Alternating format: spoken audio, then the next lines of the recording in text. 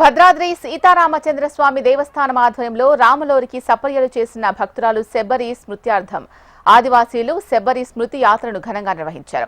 శబరి చిత్రపటంతో గిరిజన సాంప్రదాయ నృత్యాలతో డప్పు వాయిద్యాలు, మేళతాళాలు, రామనామ సంకీర్తనల మధ్య ఆలయ గిరి ప్రదక్షిణలు చేశారు. రామాలయం ప్రాంగణంలో ఉన్న అపర భక్తాగ్రేసరుల విగ్రహాలకు ప్రత్యేక పూజలు చేశారు. ఆనాటి కాలంలో శబరి స్వామివారికి పెట్టిన అటవీ ఫల పుష్పములను సేకరించి స్వామివారికి నైవేద్యంగా సమర్పించారు ఆదివాసీలు.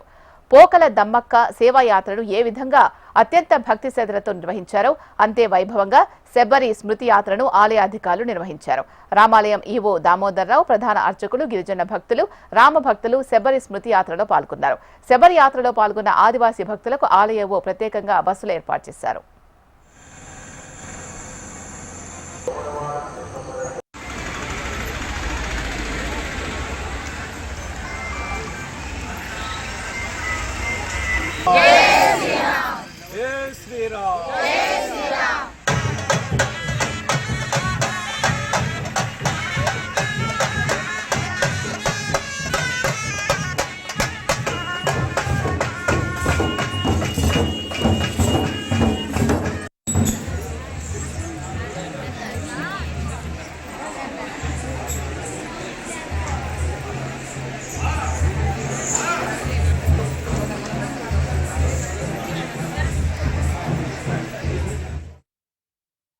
జై శ్రీరామ్.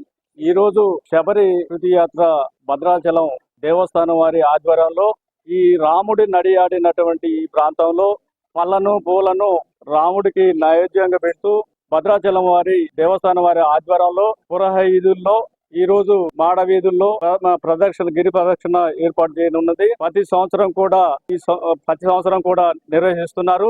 ఇక్కడికి చేసినటువంటి అడవి ఆడబిడ్డలు కూడా ఈ రోజు భారీ ఎత్తున రావడం జరిగింది. కాబట్టి ఇంకా రాబోయేటువంటి రోజుల్లో కూడా ఈ అనవాయితీగా ఈ శబరి యాత్ర నిర్వహించే విధంగా పాల్గొంటారని ఇక్కడికి చేసినటువంటి ఆడబిడ్డల అందరకు అడవి అందరికి ప్రత్యేకమైనటువంటి నమస్కారాలు తెలియజేస్తూ ఇంకా ఈ కార్యక్రమాన్ని విజయవంతం చేసేందుకు దేవస్థానం వారి పాత్ర ఎంతగానో ఉంది.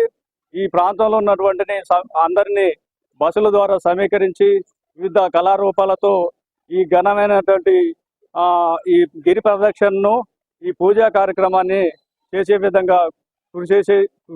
విధంగా దేవస్థానం నిర్వహిస్తున్నారు. వారికి ప్రత్యేకమైనటువంటి ధన్యవాదాలు.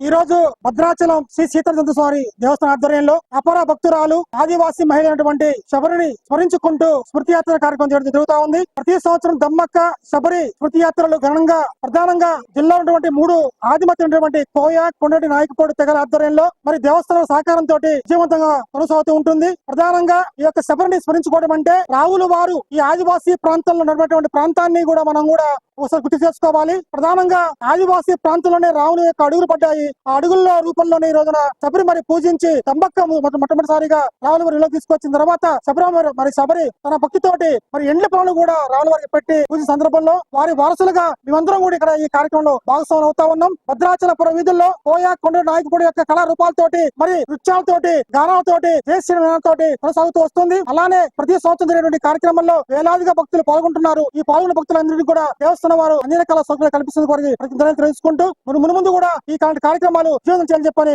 ఆదివాసీ ప్రజానికానికి తోటి ఆదివాసిగా నేను విన్నవించుకుంటూ ఉన్నాను. జై శ్రీరామ్.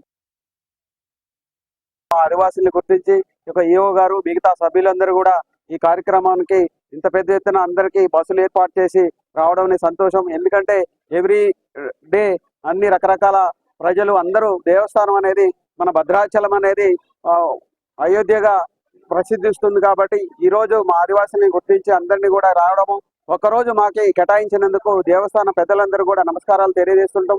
మా ఆదివాసీ సంస్కృతి సాంప్రదాయాలను కాపాడుతూ మన సీతారామస్వామి యొక్క సన్నిధిలో మమ్మల్ని గుర్తించినందుకు చాలా సంతోషంగా ఉంది.